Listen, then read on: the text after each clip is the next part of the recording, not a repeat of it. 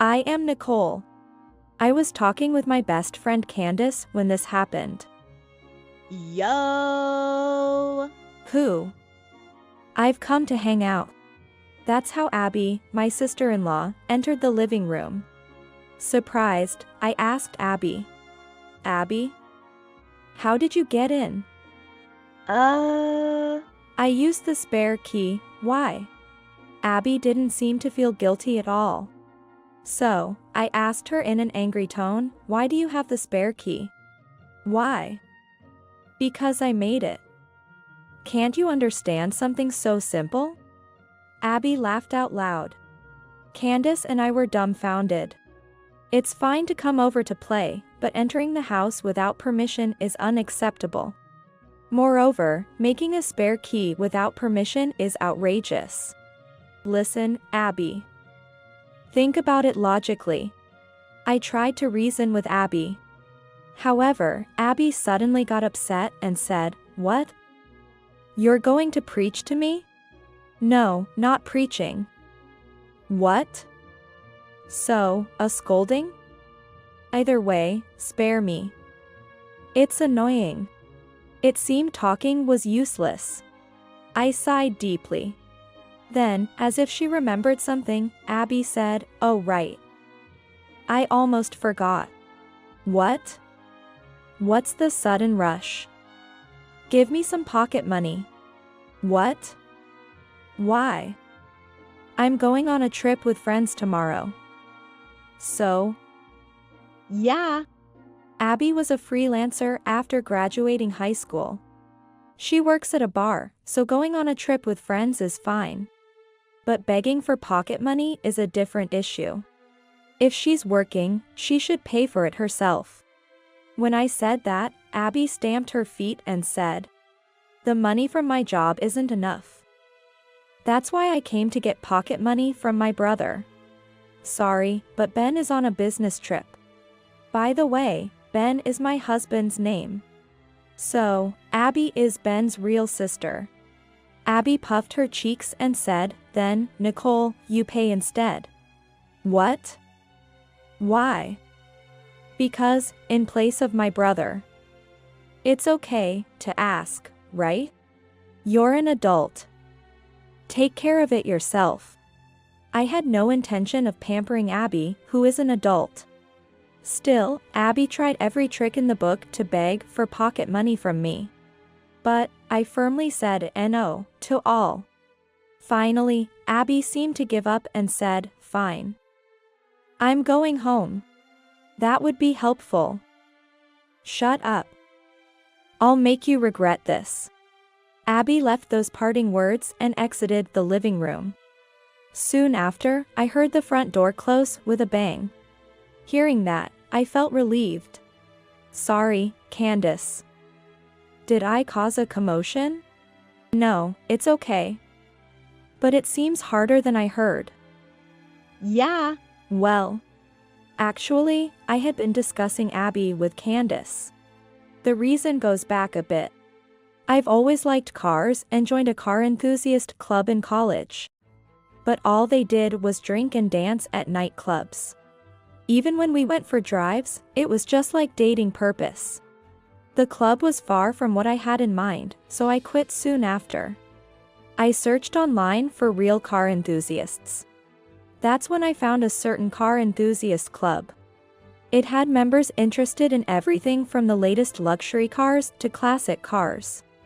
Moreover, each member shared photos and videos of their cars online. All of them clearly loved cars. This is what I was looking for. My intuition screamed. So, I contacted them immediately and joined the club. There, I met Ben, who was already working. Ben had a shiny foreign car, a step ahead into the corporate world. I really wanted to drive one, so I saved up and bought it. That's how Ben talked about it. I was drawn to his passionate way of speaking and, a few years later, we got married. We both shared a hobby in cars and the desire to spend money on them. That's why we thought we could get along well. However, soon after we got married, I noticed a problem. It was Abby, my sister-in-law. Initially, Abby approached me with a flattering attitude. Can I come over for dinner today? Sure, but what's up? I'm a bit short on cash before payday from my part-time job. That's how Abby cutely put it. At that time, I didn't know Abby's true nature. So, thinking of supporting Abby who was working hard at her job, I said, sure, come over for dinner. Yay! Then, I'll come by in the evening. But inviting Abby over for dinner turned out to be a mistake. The following month, Abby contacted me again. Can I come over this month too? Sure, but if you can't make ends meet with your part-time job, maybe you should find full-time employment. I know. Abby responded somewhat lightly. At this moment, I thought, perhaps the lack of money was a lie? That's how I felt. But it was hard to ask since Abby was my sister-in-law. So, I talked to my husband about it, and he spoke to Abby. Then, pretending to cry, Abby said, it's not a lie. Doesn't brother believe me? I guess you're right. It was wrong of me to doubt. You're mean, brother. Sorry. It's just that Nicole was so suspicious. Geez. Nicole is terrible. Abby pretended to be angry. At that moment, I clearly understood. This girl is the type that other women dislike. However, she seems to be liked by many men. I was troubled. With a husband so lenient towards his sister, there was no way he would dislike her. If anything, if I complained, it would likely lead to him scolding me instead. This is a formidable opponent. Moreover, the opponent is my sister-in-law. It's not a relationship where you can easily cut ties or distance yourself. Anyway, I need to be cautious. From that day on, I became wary of Abby. But because my husband was lenient with her, Abby became increasingly bold. Her polite tone turned into a casual one, and she started to enter our house without hesitation. Initially, she came over once a month, but it soon turned into twice a month. And now she comes 2 or 3 times a week. Moreover, every time she visits, she begs my husband for pocket money. Naturally, my husband, grinning foolishly, gives in and hands over the money. Unable to stay silent any longer, I spoke to my husband when Abby was not around. Please, don't spoil Abby. She's an adult. What's the matter? Are you jealous? That's not it. Spoiling her means she'll always depend on us, right? So what? What's wrong with a sister depending on her brother? That's not the point. It's about being able to do things on her own. That's what we're talking about. That's nonsense. My husband laughed, holding his stomach. I got frustrated. She's coming over to eat, isn't she? That means she can't manage her life, right? Well, that's... Anyway, there's a difference between caring and spoiling. If she can't live on her own, it'll be trouble for Abby. After saying that, my husband turned away with a pout, like a sulking child. But if this could reduce Abby's visits, then it was worth scolding my husband. That's what I thought, but there was no change in Abby's attitude or behavior. Needless to say, I saw my husband trying to gently advise Abby. However, it seemed to have no effect on her. Instead, Abby's behavior became even more presumptuous. Especially troubling were her daytime visits. I quit my job when we got married. But doing nothing was boring, and I wanted to earn at least my own pocket money if possible. So, I started working from home writing columns. It didn't pay as much as my office job, but I was making enough for some pocket money. I was enjoying my work. However, being at home during the day worked out well for Abby. She would come to my house in her free time, shouting at the entrance. Yo! Who? I've come to play, open up. Obviously, I couldn't just ignore her because it would disturb the neighbors. When I went out to her, Abby, with a grin, would say, "I've come to play. Let me in for a bit." Impossible. I'm working right now. Working? Working from home is like a part-time job, right? Just slack off a bit. I was dumbfounded by what she said. But it seemed Abby was serious. Oblivious to my astonishment, she persisted. "Come on, let me in. I'm thirsty, give me some juice or something." All right, just this once." And like that, she'd barge into my house. She'd rummage through the fridge and even disrupt my work. When I thought she had finally left, I'd noticed some of my things were missing. Again. I thought, and called Abby. "Hey, Abby? Some things are missing from the house." "Huh? House stuff? I don't know anything about that."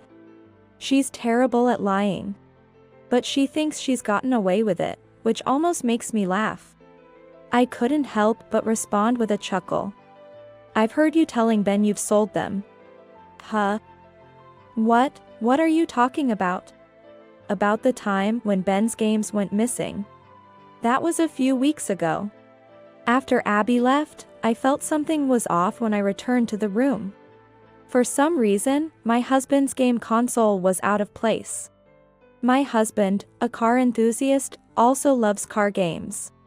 He takes great care of his gaming console and always puts it away after use. That's why I felt something was wrong. When I checked the console, I noticed that a game my husband cherished was missing. It was even a special edition that he bought for the initial release bonuses. I immediately suspected Abby might have taken it. But without any proof, I couldn't confront her. Moreover, if I accused Abby, my husband might get angry with me. Thinking this, I didn't say anything to Abby and just told my husband about it. He said he would ask Abby himself. Later, pretending I didn't know anything, when my husband asked Abby, she said, "Oh, I sold that." Why? That was something I really cared about. Sorry, brother. I really needed the money. Why did you need money? I wasn't feeling well last month, so I couldn't go to my part-time job much. That's why I was short on money and struggling. Abby looked downcast. Of course, I immediately knew it was all an act. But my husband seemed to believe her. He patted her head, saying, "Tell me next time. I'll help you out." "Okay, brother." It felt like watching a farce. Still, I had promised my husband I wouldn't interfere, so I just confronted Abby with it. Then, Abby, flustered, said, "That and this are different. There's no proof I stole anything." "I didn't say you stole it, Abby. But I just wondered if you knew anything about it since something similar happened before." She was at a loss for words. But now, the culprit was clear. Fortunately, nothing expensive was taken. And since something similar had happened before, I could also blame myself for being careless. So, I decided not to pursue it any further. I told Abby, taking things from someone's house without permission is a crime. If you do it again, I won't let it slide. Humph. I don't know anything about it. Pretend all you want, but if something goes missing again, I'll report it to the police. Report? You must be joking. I'm serious. If you don't want to get caught, never do it again. I was just putting in a stern word. But the threat of reporting to the police must have some effect, I thought. However, that effect didn't last long. A few weeks later, Abby was back at our house, boldly asking my husband for pocket money. And with a smug look, as if to say, "This should be fine, right?" she glanced at me. I was truly at a loss for words at her audacity. So, troubled, I consulted Candace. That's why Candace, who was off today, came over to my house. With a sigh, I asked Candace, "So, what do you think of Abby after seeing her in action?" "Well, it didn't seem like she has a habit of stealing or anything like that." "Then what?" "I think she's just being spoiled. She might change if she sees a bit more of reality." "And how do we make that happen?" "It's tough. You'll have to talk it over with your husband first." "I thought so." Yeah. We didn't come to a conclusion, but it was a good break from stress. After that, Candace and I chatted about trivial things. Hours passed, and Candace quietly stood up. "I should be heading back now." "What? Already? I need to get back and start preparing dinner." Aww. "Just a little longer, please?" "Sorry. My husband is waiting at home." "What, showing off?" "My husband is away on a business trip." "All right, no complaints." Candace quickly gathered her things. That's when my phone rang. It was Abby. Wondering what she wanted, I answered the call. "Hello? Nicole speaking." "Abby. What's up?" "I just wanted to tell you something." "What?" "It was $50,000, but I can have it, right?" "What? $50,000? Confused, I tilted my head. Abby, with a snort, said, "Idiot. It's about the car." "The car?" I asked back, and Abby proudly claimed, "I sold your car. On a flea market app." "What? You sold the car?" "It sold in just a few minutes. For $50,000. I couldn't understand what she was talking about. But regardless, Abby continued. "I'm about to hand it over, so I can have all of the $50,000, right?" Wait. What car are you talking about?" "The one parked in the apartment's parking lot." "That really expensive Lex something car?" "Indeed, our car is a foreign luxury model. My husband sold his previous car for our wedding fund. After saving little by little post-marriage, we finally got that luxury car. It's comfortable, and I'm glad we bought it." But there was one problem with what Abby was saying. Because my husband took our car for his business trip. Meaning, it couldn't possibly be parked there. Yet, Abby claimed it was parked there.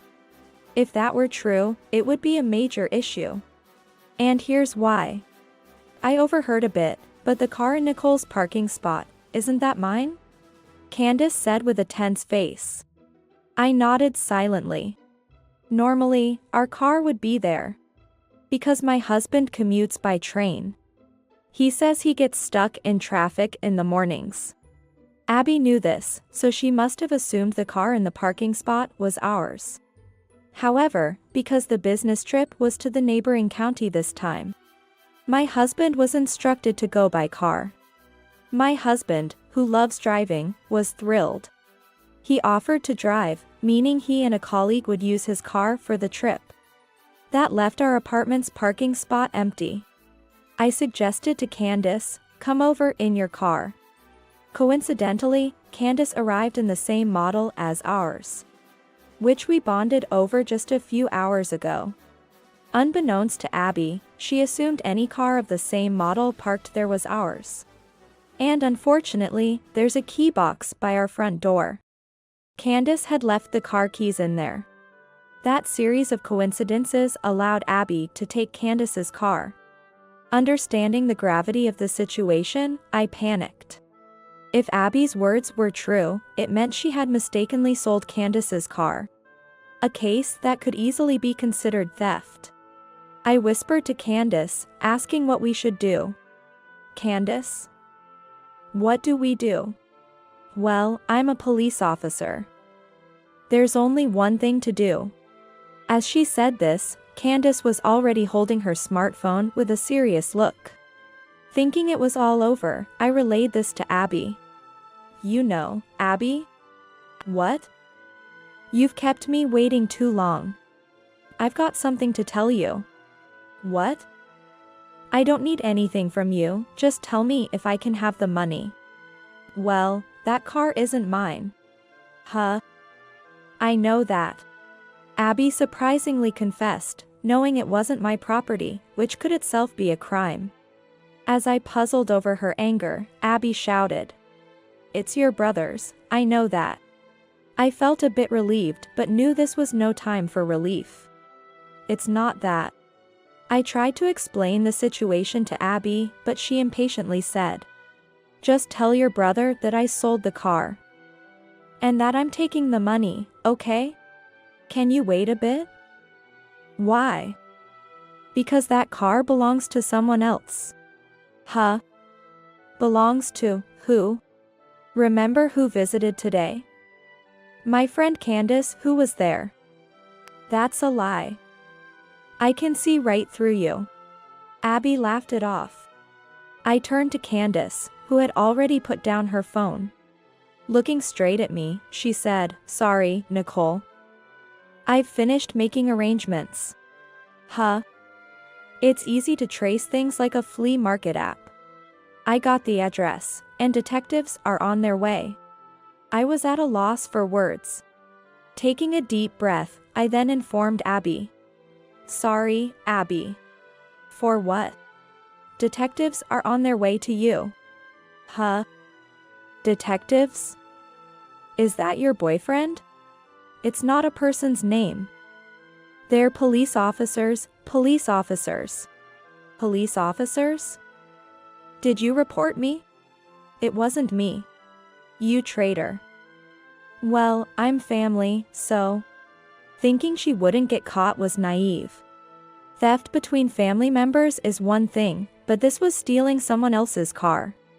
When Candace and I arrived at Abby's, she was already slumped inside a police car.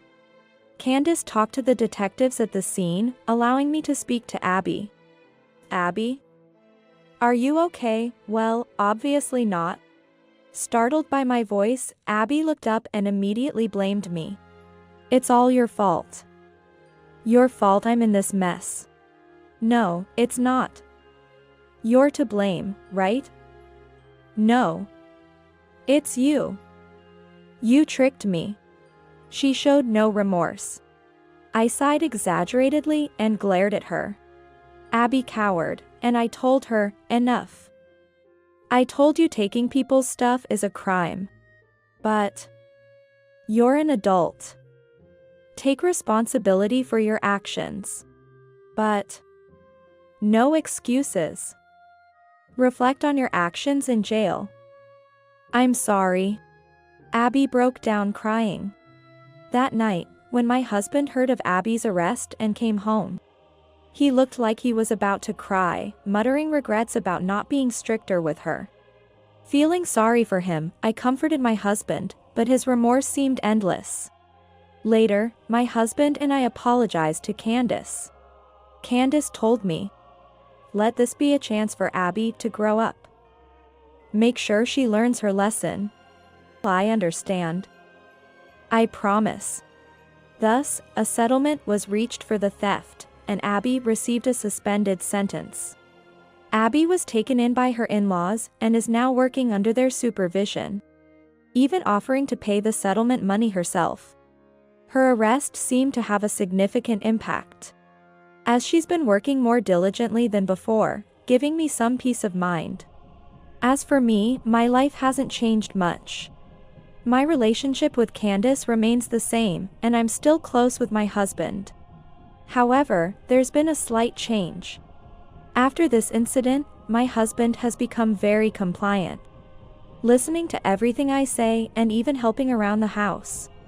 I hope this lasts, that's what I'm thinking about now.